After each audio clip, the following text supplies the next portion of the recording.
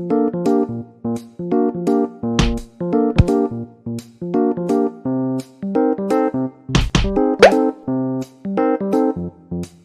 ช่องเออีกแล้วนะครับวันนี้ผมจะมาเคลียร์โกดังรังหนูหน่อยนะครับ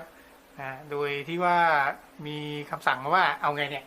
ให้มันเป็นล็อกอะไว้ทำสำหรับถาดใส่ถาดได้ด้วยครึ่งเดียวแล้วก็เป็นกล่องธรรมดาเลยยาวมาใส่ถาดนะอ้วนใส่ถาดแบบเนี้ยถาดแบบเนี้ยให้มันวางแบบเนี้ยนึกออกปะนะครับคราวนี้เราจะมาเริ่มกันเลยนะครับดีไซน์แบบก็คือว่าอย่างนี้ครับผมว่าเป็นนี้ก่อนแล้วกัน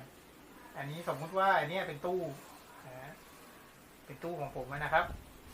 มันจะเป็นด้านลึกอย่างนี้ประมาณนี้นะครับแล้วเราต้องการทำชั้นให้สูงขึ้นไปถึงนี่เลยนะเสร็จแล้วมีกั้นตรงนี้อันหนึ่งโดยตรงนี้เป็นช่องว่างเลยนะไม่มีอะไรนะครับไม่ได้กั้นอะไรเพื่อที่จะใส่ถาดใส่อะไรของเขาก็ว่าไปนะ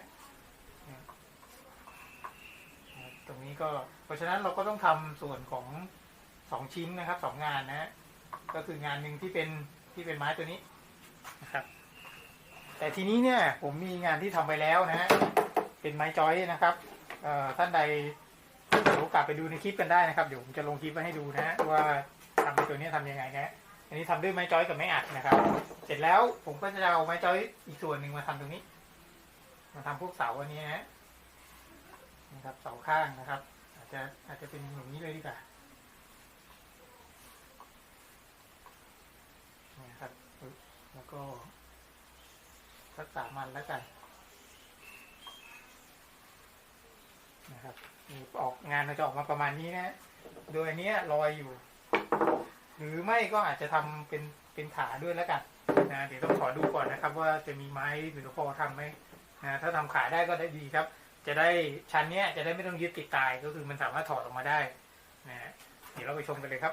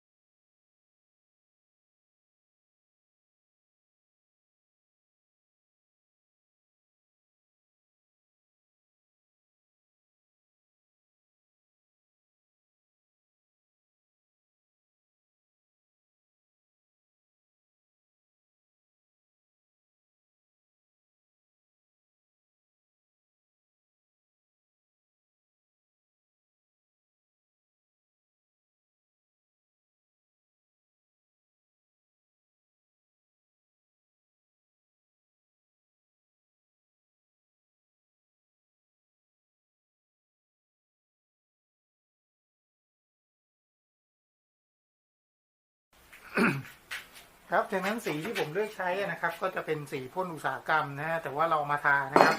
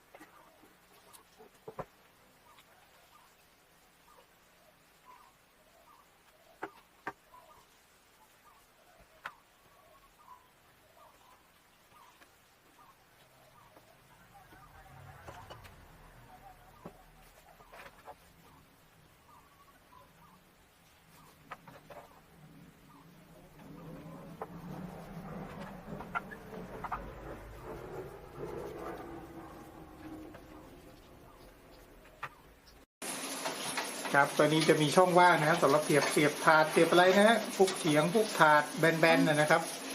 ตะแกรงนะที่เก็บมันก็จะแบ่งช่องว่างได้ประมาณนี้นะครับขอบคุณมากครับสำหรับการรับชมคลิปนี้นะครับถ้าไงฝากกด Subscribe ด้วยนะครับนะเผื่อเป็นไอเดียนะครับอย่าไปกั้นช่องอะไรเพิ่มในชั้นวางของในครัวนะครับก็ทำได้ง่ายๆครับนะครับขอบคุณครับ